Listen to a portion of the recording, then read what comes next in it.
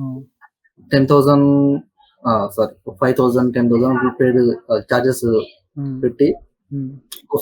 ఒక రోజుకి ఒక టెన్స్ చెప్తారు సార్. ఆ! అంటే 12 డేస్‌కి 12 టెన్సెస్ అయిపోతాయి. ఆ!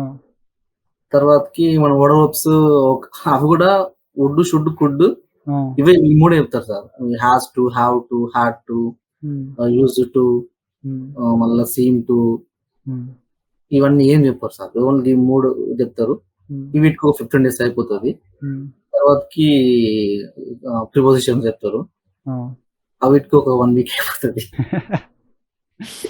అదా ఇవి చెప్పేసరికి హాఫ్ డే అయిపోతది. మీకు ఇంగ్లీష్ రావాలి కాబట్టి స్పీకింగ్ ప్రాక్టీస్ అని ఒక 10 డేస్ చెప్తారు. ఓకే. ఖతం అయిపోతది. అంతే ఓకే. ఇగ. ఇదైతే చెప్పరు. నౌన్ ఫ్రేజ్‌లు మనకి యాడ్జెక్టివ్స్ ముందు ఇలా రెగ్యులేషన్స్, రూల్స్ అండ్ రెగ్యులేషన్స్ ఏమి చెప్పరు. ఏంది మీ ఇప్పుడు చెప్తున్నా సార్ అడ్జెక్టివ్ ముందల హ్మ్. ఆర్టికల్స్ రావని మీరు చెప్తారు గాని నాకు తెలవదు సార్.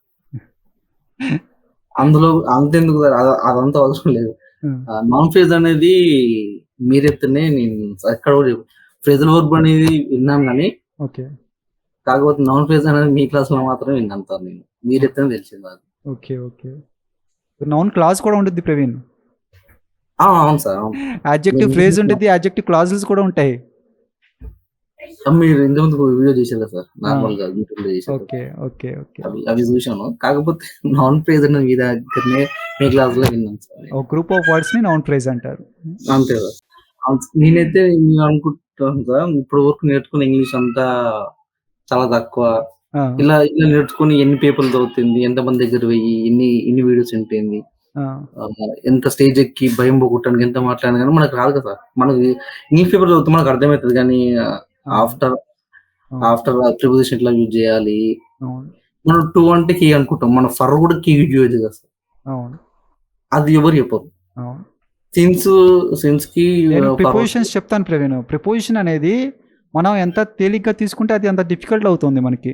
అలా అని దానికి చూసి మనం ఏమి భయపడాల్సిన అవసరం లేదు. నేను చెప్తానుగా నేనున్నానుగా. Okay sir.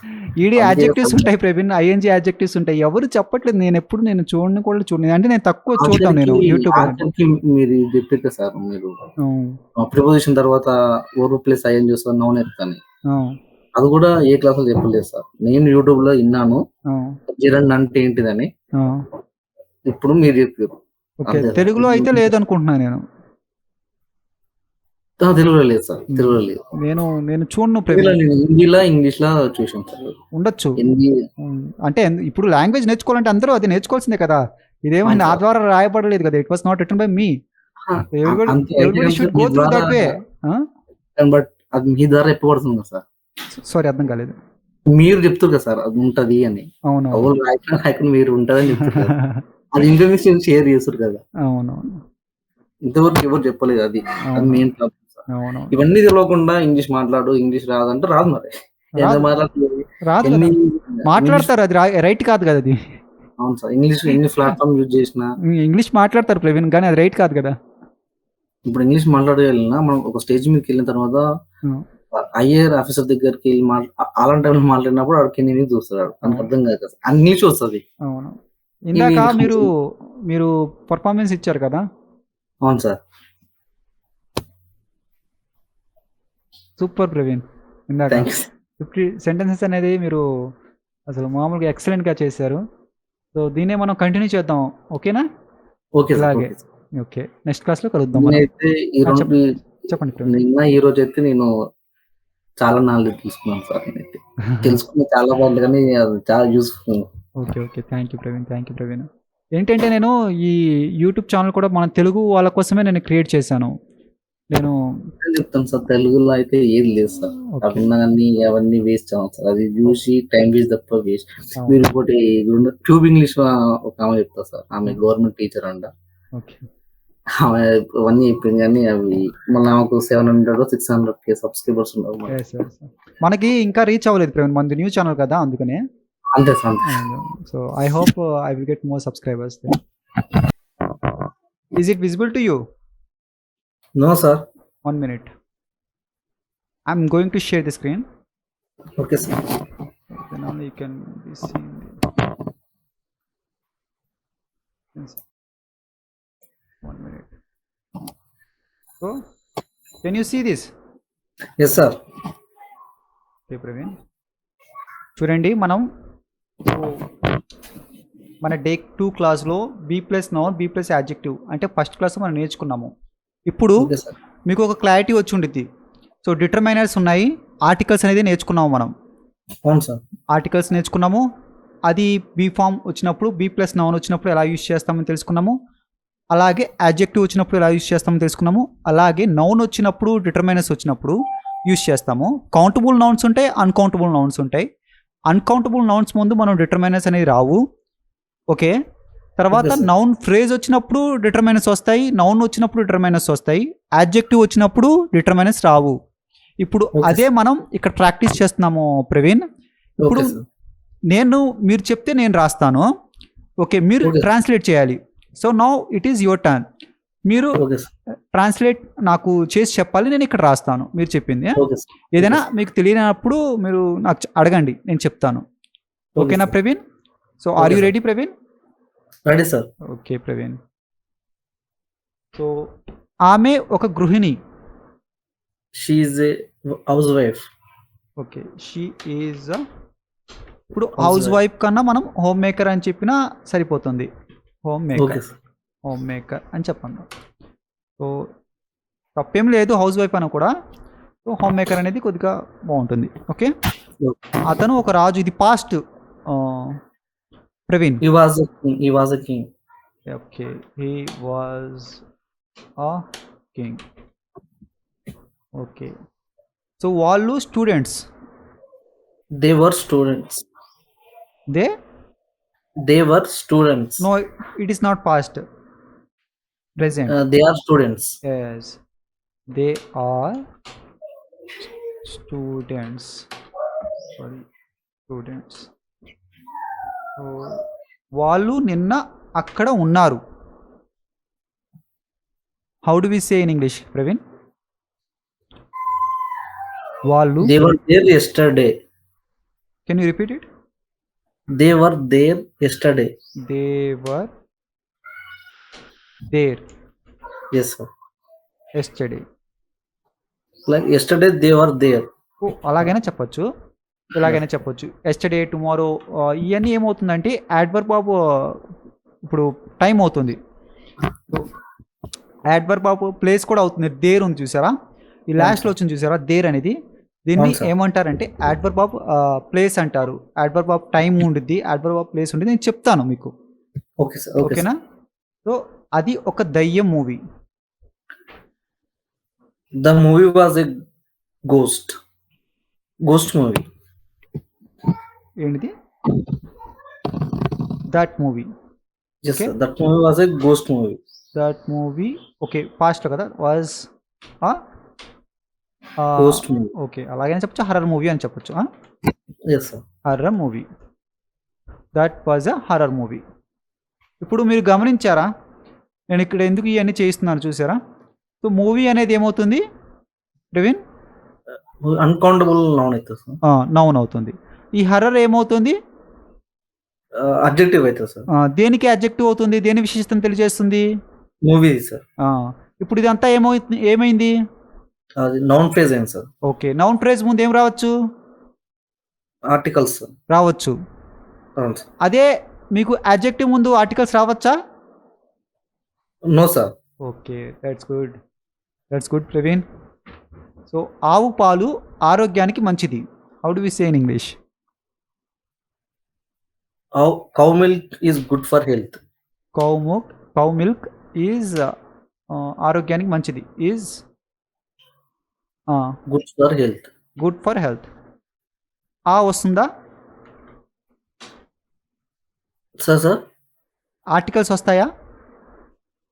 ఏం రావు sir. Okay, good for health, ఎందుకంటే గుడ్ అనేది విశిష్టం తెలియజేస్తుంది.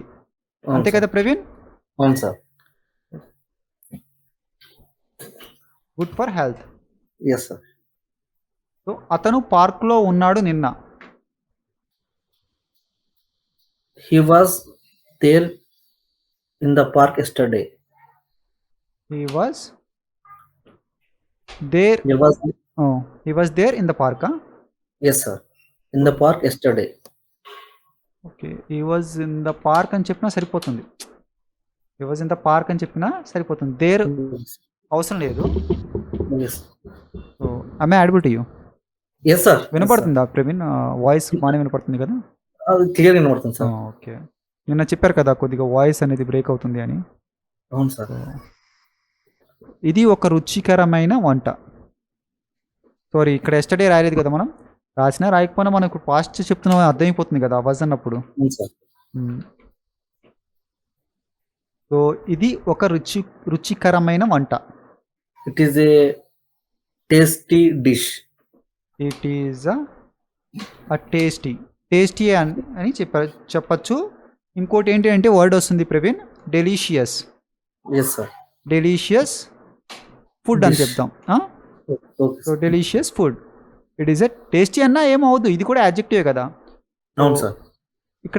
ఇక్కడ మనం ఏం చెప్తున్నాము, ఫుడ్ కూడా చెప్పాము, గమనించారా మీరు? అవును సార్. ఫుడ్ అనేది నౌన్ అవుతుంది. అవును సార్. దానికి ముందు డెలిషియస్ అనేది దాని విశిష్టతని తెలియజేస్తుంది, నౌన్ ముందు ఉన్నది. అప్పుడు ఇదంతా నౌన్ ఫ్రేజ్ అయిపోయింది ప్రవీణ్. అందుకనే మీరు ఏం చేశారంటే అప్పుడు ఏ అనే ఆర్టికల్ పెట్టారు, నౌన్ ఫ్రేజ్ ముందు చేయొచ్చు కాబట్టి. అందుకే మీరు ఏమన్నారు, it is a delicious food అని చెప్పారు, it is a tasty food అని చెప్పారు. అవును సార్. నువ్వు ఎక్కడ ఉన్నావు నిన్న? Yesterday where were they. Yesterday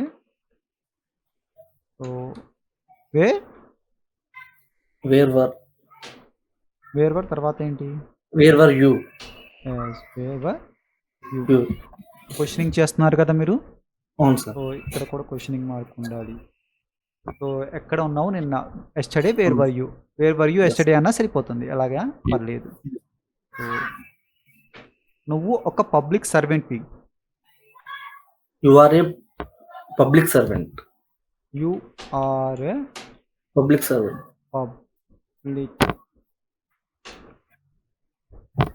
servant.